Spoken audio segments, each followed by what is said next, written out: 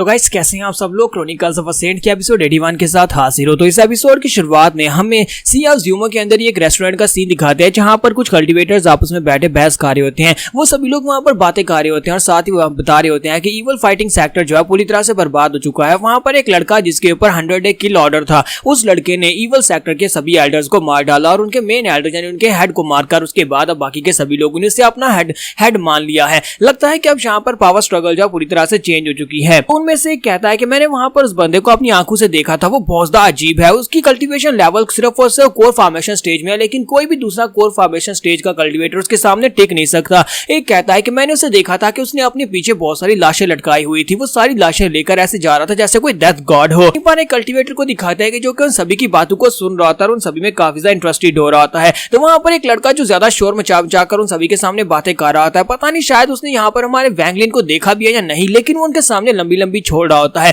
कि मैंने वहां पर उसको देखा है और वो वैसा है, उसके पास ये ट्रेजर है, उसके पास वो ट्रेजर है। तो इसी के साथ ही जब वो लोग वहां पर इतनी सारी बातें करते हैं तो वो कल्टीवेटर जो होता है उससे रहा नहीं जाता और उठकर जाता है, जाकर उस लड़के के कंधे के ऊपर हाथ रखता है और उसे कहता है कि मैं यहाँ पर जानना चाहता हूँ कि तुम यहाँ पर किस 100 डे किल ऑर्डर की बात कर रहे हो। तो वो लड़का जो होता है उसकी बात सुनने के बाद काफी घबरा जाता है कि ये बंदा कौन है जिसने आकर उसके कंधे के ऊपर हाथ रख लिया है। तो वो कल्टीवेटर उसे कहता है कि मुझे लगता है कि तुम यहाँ पर कुछ ज्यादा ही बातूनी हो, तो क्यों ना यहाँ पर तुम मुझे बताना स्टार्ट करो ये 100 डे किल ऑर्डर क्या है और साथ ही वो लड़का उसके पास कौन कौन से मिस्टीरियस ट्रेजर्स हैं। तो जब वो उसकी पावर लेवल को वहां पर महसूस करता है तो उसी के साथ ही वो बहुत ज्यादा घबरा जाता है, क्योंकि उसे पता चल जाता है कि ये नेशन सोल स्टेज का एक मास्टर है और नेशन सोल स्टेज तो क्या उससे भी ज्यादा हायर लेवल का मास्टर हो सकता है। और इसी के साथ ही वहां पर साइड के ऊपर एक लड़के के पास एक प्लेट टूट जाती है जिसकी वजह से वो कल्टीवेटर साइड के ऊपर देखता है और वो लड़का जो होता है वो बहुत ज्यादा घबराया हुआ होता है। जो मास्टर होता है वो सीनियर मास्टर जो होता है उस लड़के से पूछता है कि अब जल्दी से बताओ कि तुम्हें जो कुछ भी पता है। तो वो लड़का उसे सारी बात बता देता है और उसे कहता है कि सर मैं यहाँ पर सब कुछ पहले बता चुका हूँ। वहां पर एक लड़का है जिसे यहाँ पर ईवल फाइटिंग सेक्टर के साथ पंगा हो गया था और उसने ईवल फाइटिंग सेक्टर के मेन एल्डर के साथ साथ बाकी के सभी एल्डर्स को मार डाला है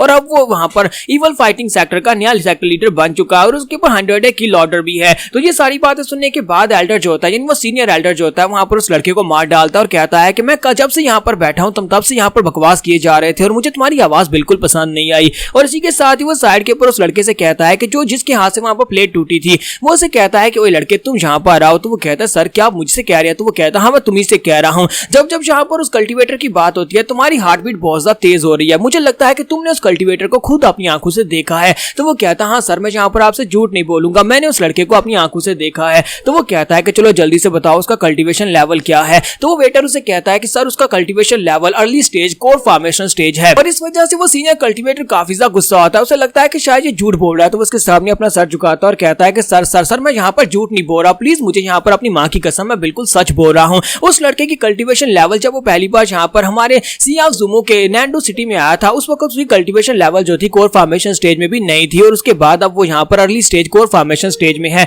मैंने उसे अपनी आंखों से देखा है, उसके पास दो मिस्टीरियस ट्रेजर हैं। एक ट्रेजर तो उसके पास एक ग्रीन कलर की फ्लाइंग स्वर्ड है और साथ उसके पास एक रेड कलर की एनर्जी है। मुझे नहीं पता कि वो कौन सी पावर है, लेकिन जब भी वो रेड कलर की एनर्जी को रिलीज करता है तो वो किसी की आत्मा को भी डिवावर कर जाता है। सीनियर कल्टीवेटर उसकी बात सुनने के बाद सोच रहा था मुझे लगता है कि उस लड़के के पास डेथ स्पेल है। तो उसकी बातें सुनने के बाद वो कहता है अब जबकि तुमने यहाँ पर मुझे सारी बात बताई है तो फिर मैं तुम्हारी जान बख्श देता हूँ। और वो बड़ी तेजी के साथ हमारे वैंगलिन का पीछा करने के लिए निकल पड़ता है। जबकि यहीं पर से नेक्स्ट सीन जो होता है हमें ईवल फाइटिंग सेक्टर के हेडक्वार्टर का दिखाया जाता है जहां पर शैंक जो होता है वो बड़े आराम से लेटा होता है क्योंकि अब वो सेक्टर का लीडर बन चुका है और हमारा वैंगलिन जो है वो पहले से लीमू वैन को वहां पर से घर छोड़ने के लिए निकल जा चुका है। और इसी के साथ ही वो कल्टीवेटर जैसे वहां पर पहुंचता है तो शैंक को भी अंदाजा हो जाता है कि कोई नेशन सोल स्टेज का कल्टीवेटर उसकी तरफ आगे बढ़ रहा है, लेकिन उस बेचारे के पास रिएक्शन का वक्त भी नहीं होता क्योंकि वो मास्टर जो होता है वहां पर उसके घर में पहुंच चुका होता है। वहां पर पहुंचने के साथ उसकी बात करने से पहले उसके ऊपर अटैक करके उसको मार डालता है। साथ ही उसकी बॉडी के अंदर से उसकी एसेंस सोल का दूसरा टुकड़ा ले लेता है और कहता है कि मुझे लगता है कि इस लड़के ने पहले से इस यानी कि जो सेक्टर हेड बन चुका है इस लड़के ने अपनी सोल का टुकड़ा उस लड़के को दे रखा है जो कि यहाँ पर से भाग कर गया है। मैं इसकी मदद से उस लड़के को ट्रेस कर सकता हूँ। इसी के साथ ही वो उसको ट्रेस करना स्टार्ट करता है। उसे पता चलता है कि वो फेरी किंगडम की तरफ आगे बढ़ रहा है।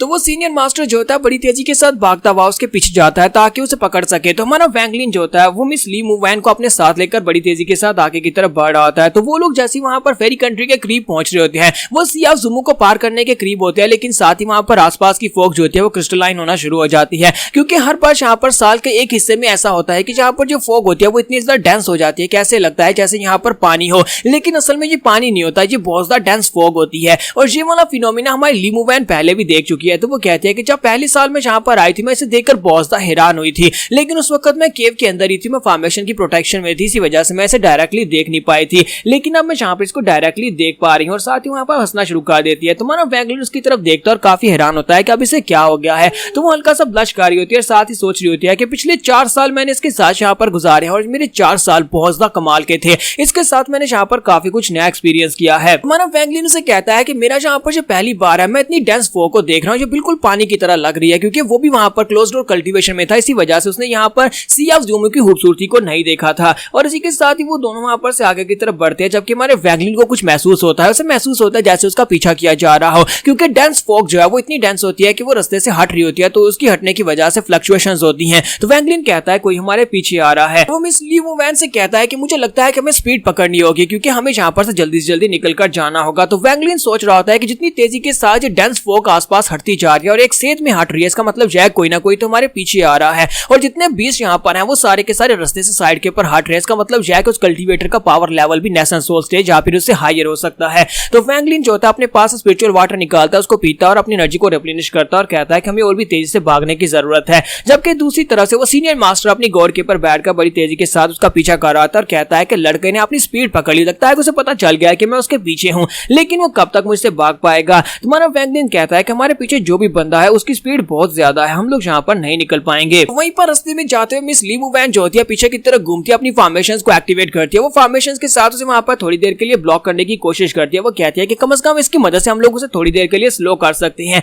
लेकिन इसका फायदा नहीं होता क्योंकि वो उसे थोड़ी देर के लिए स्लो कैसे कर पाएंगे, वो नेशन सोल स्टेज का मास्टर और इस तरह की फॉर्मेशंस तो उसके सामने कुछ भी नहीं है। और वैंगलिन साथ ही अपनी ग्रीन स्वॉर्ड को निकालता और फॉर्मेशन के अंदर से उसे उस मास्टर के ऊपर अटैक कर देता है। और जब वो अटैक होने के बाद वापस आती है, जब उसकी स्वॉर्ड उसके पास वापस आती है, तुम्हारा वैंगलिन स्वॉर्ड के ऊपर लगे हुए उसके खून को चेक करता है। जब उसके ब्लड ड्रॉप को चेक करता है तो उसके अंदर इतनी ज्यादा पावरफुल एनर्जी होती है। तो वैंगलिन कहता है कि ये तो नेशन सोल स्टेज के लेट स्टेज पर हो सकता है, यानी कि ये बहुत ही जल्दी सोल फॉर्मेशन में पहुंचने वाला है, इसी वजह से इसका पावर लेवल जो है वो नेशन सोल से भी ज्यादा है। और जहां पर इस बार मेरा मुकाबला बहुत ही टफ ओपोनेंट के साथ होने वाला है और उससे बचकर भाग पाना मेरे लिए काफी ज्यादा मुश्किल है, हमारे पास बहुत ही कम टाइम बचा है। और हमारा वैंगलिन जो होता है उसे सामने बाउंड्री दिखाई देती है, तो बड़ी तेजी के साथ उड़ता हुआ जानवू कंट्री के अंदर पहुंच जाता है। तो जानवू कंट्री में पहुंचने के बाद वो कहता है कि अब हम लोग जहां पर जानवू कंट्री की हदूद में आ चुके हैं, सी ऑफ ज़ूमो से निकल चुके हैं, तो यहाँ पर से तुम अपने लिहाव ग्रुप की तरफ जा सकती हो, तुम यहाँ पर से चली जाओ। मुझे नहीं लगता कि अब रास्ते में जहाँ पर तुम्हें कोई दिक्कत होने वाली है। तो इसी के साथ ही मिस ली से कहते हैं लेकिन तुम्हारे पीछे जो बंदा है वो अभी भी यहाँ पर तुम्हारे पीछे ही आ रहा है, क्या तुम ठीक रहोगे? क्या तुम्हें लगता है कि तुम्हें यहाँ पर उसको प्रोवोक करना चाहिए? तुम्हें नहीं लगता कि तुम्हें यहाँ पर इसी जगह के ऊपर रहना चाहिए?